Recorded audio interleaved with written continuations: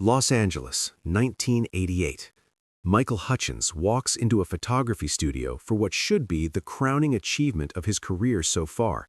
Rolling Stone magazine wants him on the cover. Rolling Stone, the most prestigious music publication in the world. The magazine that had put the Beatles, the Rolling Stones, Bob Dylan, Bruce Springsteen on its cover. Getting on the cover of Rolling Stone wasn't just publicity, it was validation. It meant you'd arrived. You were officially part of rock and roll royalty. Michael should be thrilled. His management is thrilled. The label is thrilled. INXS has just swept the MTV Video Music Awards. Need You Tonight is dominating radio. The Kick album is going multi-platinum. Everything is perfect. Except Michael walks into that studio, and within an hour, he's ready to walk out. He's angry, he's frustrated, and he's about to tell one of the most famous photographers in the world that he's done. What happened during that Rolling Stone cover shoot, and what does it reveal about the impossible position Michael Hutchence found himself in at the absolute peak of his fame? Let me set the context for where INXS was in 1988, because this matters for understanding why the Rolling Stone cover was such a big deal and why the tension during the shoot was so significant. The Kick album had been released in October 1987, and by mid-1988, it was a global phenomenon. Need You Tonight had hit #1 on the Billboard Hot 100 in January. Devil Inside had gone top 10. New Sensation was climbing the charts. The album would eventually sell over 10 million copies worldwide. INXS had gone from being a successful Australian band with some international recognition to being genuine superstars. And Michael was the face of it all. He was the front man, the sex symbol, the guy whose face was on the videos that MTV played constantly. The other guys in INXS, Andrew Ferris, Tim Ferriss, John Ferris, Kirk Pengilly, Gary Beers, they were all talented musicians who'd been grinding together since the late 70s. But Michael was the one the cameras focused on. Michael was the one the teenage girls screamed for. Michael was the one whose romantic life the tabloids obsessed over. It wasn't entirely fair to the rest of the band, and Michael knew it, but that's how it worked. Every successful band has a frontman who becomes the symbol of the group, and Michael was that symbol for INXS. Rolling Stone calling to request a cover shoot, this was the ultimate recognition. The magazine had a reputation for thoughtful, in-depth music journalism. A Rolling Stone cover meant a long interview, a major photo spread, serious critical attention. This wasn't a teen magazine that just wanted to put a hot guy on the cover to sell copies. This was Rolling Stone. Or at least, that's what it was supposed to be. That's what Michael thought it would be when he agreed to do it. The photographer they assigned to the shoot was one of the most respected in the business. I'm going to be careful here because exactly who the photographer was has been reported differently in various accounts. But what's consistent is that it was a major name, someone who'd shot dozens of iconic Rolling Stone covers, someone whose work was considered definitive. Michael had probably seen this photographer's work on 100 different magazine covers. He had reason to believe the shoot would be professional, artistic, respectful. Michael showed up to the studio with his management team, maybe a stylist, the usual entourage that comes with being a rock star in 1988. The studio was set up with lights, backdrops, all the technical equipment you'd expect for a major magazine shoot. And then the photographer started explaining the concept for the shoot. And this is where things started to go wrong.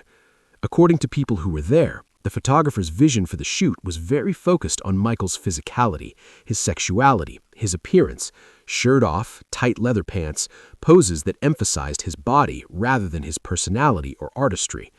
Now, on one level, this wasn't surprising.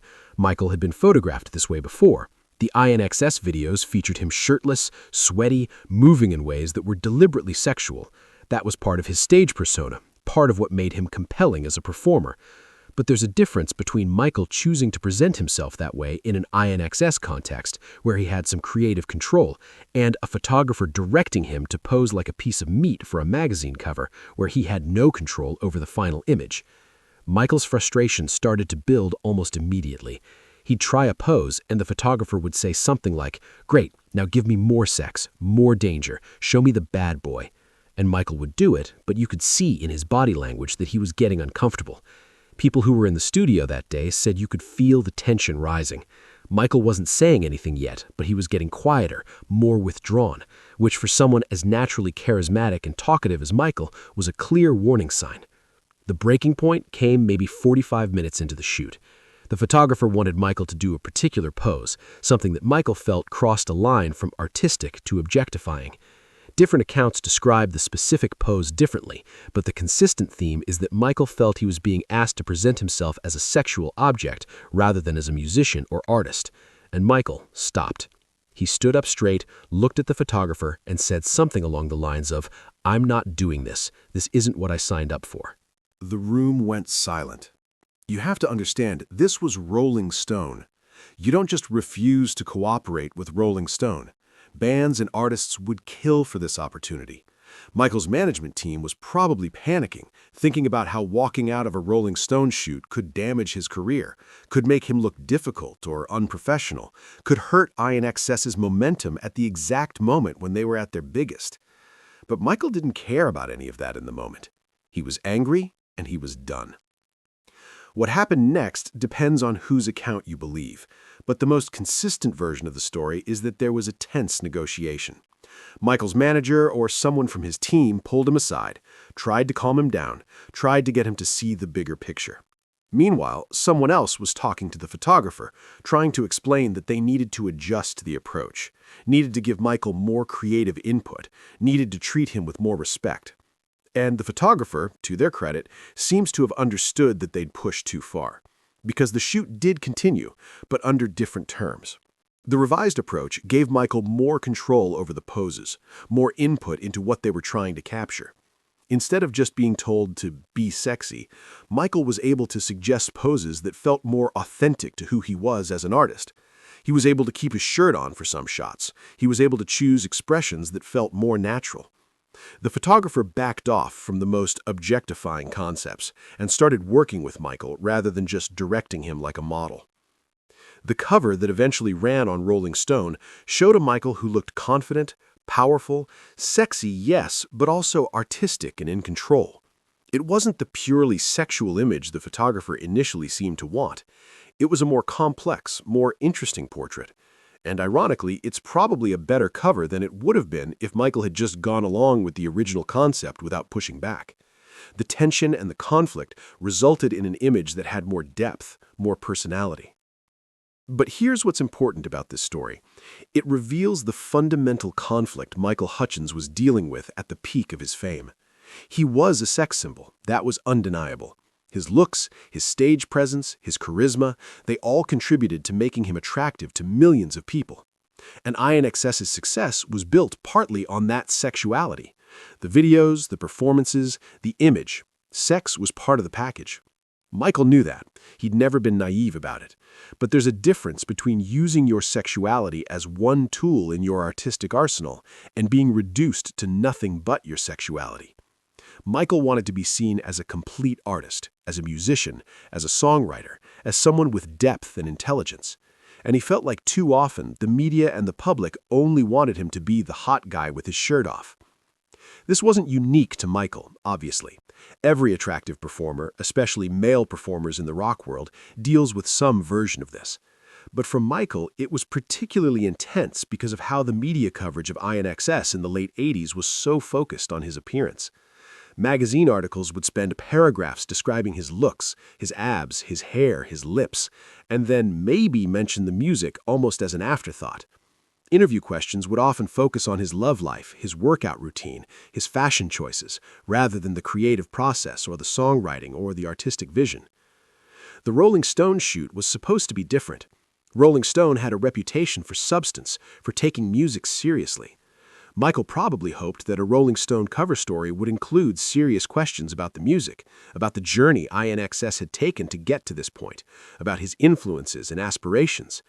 And maybe the interview portion did include those things, but the photo shoot, at least initially, was treating him exactly the way every other publication treated him, as a beautiful object to be photographed, not as a complete human being to be understood.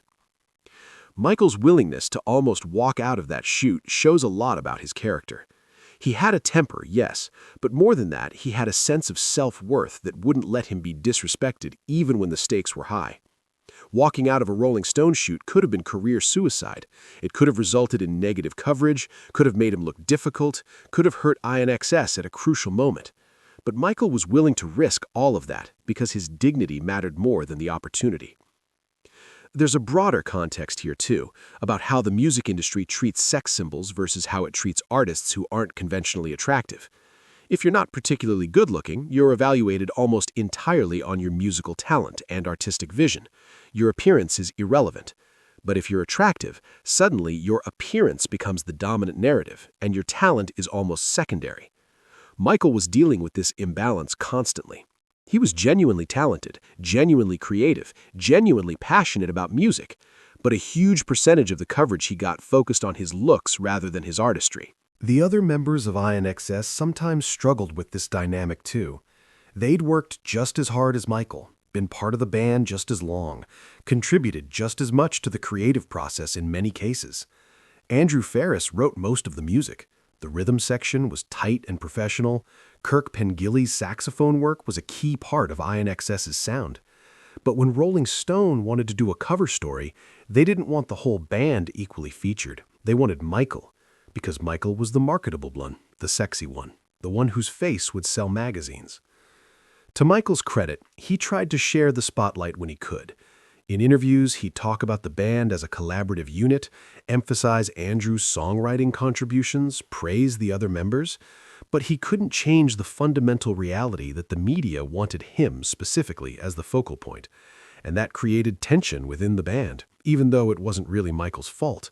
It's just how the industry works. The frontman becomes the symbol, and everyone else becomes the backing band in the public perception, even if the reality is much more collaborative. The Rolling Stone photoshoot incident became one of those stories that people in the industry knew about, but that didn't get widely publicized at the time. Michael didn't talk about it in detail in interviews, probably because he didn't want to seem difficult or ungrateful.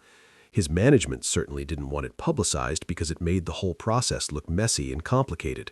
Rolling Stone didn't want it publicized because it made their photographer look insensitive or unprofessional. So it stayed mostly as industry gossip, whispered stories about Michael almost walking out, about the tension, about the conflict. But years later, after Michael's death, some of the people who were in that studio talked about it more openly. They described Michael's frustration, his anger, his refusal to be treated as just a pretty face. And in retrospect, it became seen as an example of Michael standing up for himself, asserting his worth as an artist, refusing to be objectified even at the risk of his career. It became a positive story about boundaries and self-respect rather than a negative story about a difficult rock star. The final Rolling Stone cover and the accompanying article were successful. The magazine sold well, the coverage was mostly positive, INXS's profile was elevated. From a pure career perspective, the shoot was worth doing, even with all the tension.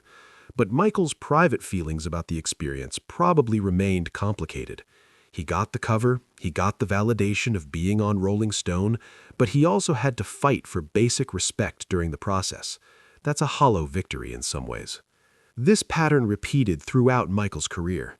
He'd get opportunities that seemed prestigious and exciting, and then he'd discover that the people offering those opportunities were more interested in his appearance than his artistry. Music videos wanted him shirtless. Magazine shoots wanted him in tight leather. Television appearances wanted him to flirt with the host. And Michael would go along with it up to a point, because that's what the job required. But there was always a line where he'd say no, where he'd assert his dignity and refuse to be completely reduced to his sexuality. The tragedy is that Michael never really escaped this dynamic. Even in his final years, even as he was trying to transition to more serious solo work, even as he was trying to be seen as a mature artist rather than a young sex symbol, the media's coverage of him remained focused on his looks, his relationships, his personal life. The Paula Yates situation, the custody battles, all of that got covered extensively. But his creative evolution, his artistic growth, that got much less attention. If Michael were alive today, in an era where we talk more openly about objectification and consent and respecting boundaries, I think his experience with that Rolling Stone shoot would be understood differently.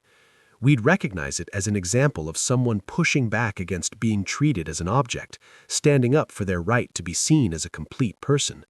But in 1988, that kind of conversation wasn't really happening yet.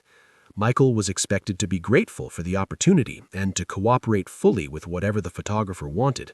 His resistance to that was seen as difficult behavior rather than as a legitimate assertion of boundaries. The other thing worth noting is how this experience may have affected Michael's relationship with fame more broadly.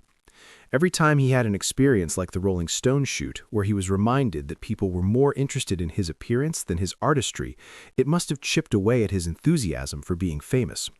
Fame was supposed to be about recognition for your talent, validation for your work, the reward for years of grinding and performing and creating. But if fame just means being objectified and reduced to your physical appearance, what's the reward in that?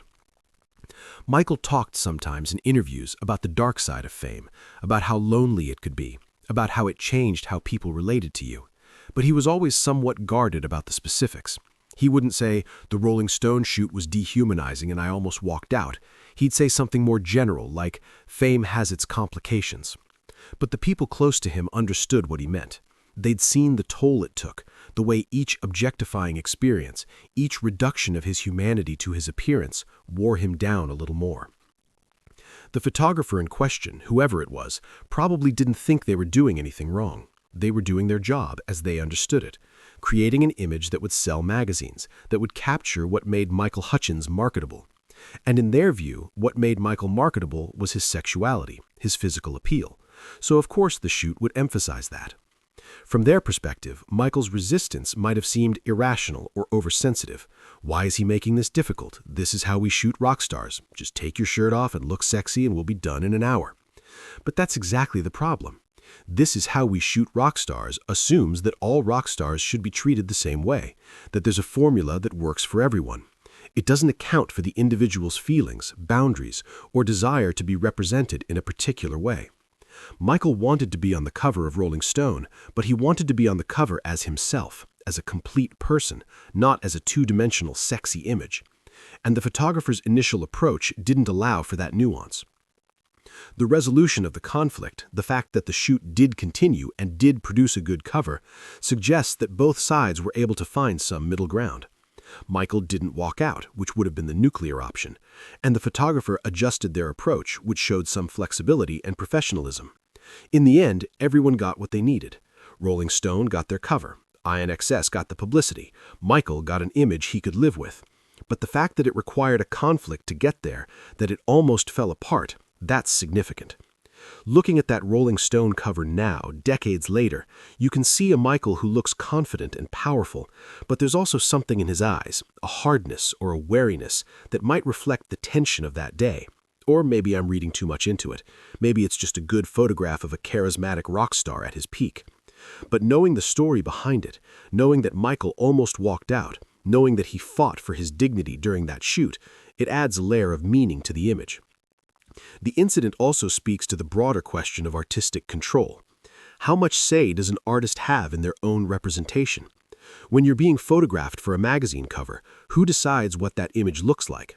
Theoretically, the magazine has final control because they're paying for the shoot, and they need an image that works for their publication. But the subject of the photograph is a human being with feelings and boundaries, and they should have some say in how they're represented. Finding the balance between those competing interests is complicated, and it's where conflicts like this one arise. Michael's career is full of examples of him trying to assert creative control in various contexts. With INXS's music videos, he worked closely with directors to shape the vision. With live performances, he had a lot of freedom to do what felt right to him. But with magazine shoots, especially major ones like Rolling Stone, the power dynamics were different. The magazine and the photographer had more control, and Michael had to negotiate for whatever creative input he could get. The fact that he was willing to almost walk out shows how important that control was to him.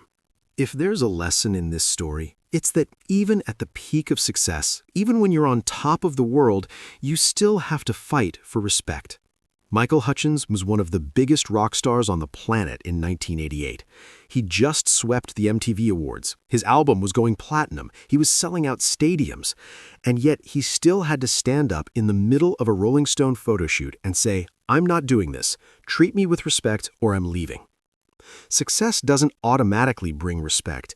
You have to demand it, sometimes at the risk of everything you've built. The Rolling Stone cover that came out of that troubled shoot became an iconic image. It's been reproduced countless times, included in best-of lists, used in retrospectives about INXS and about Michael.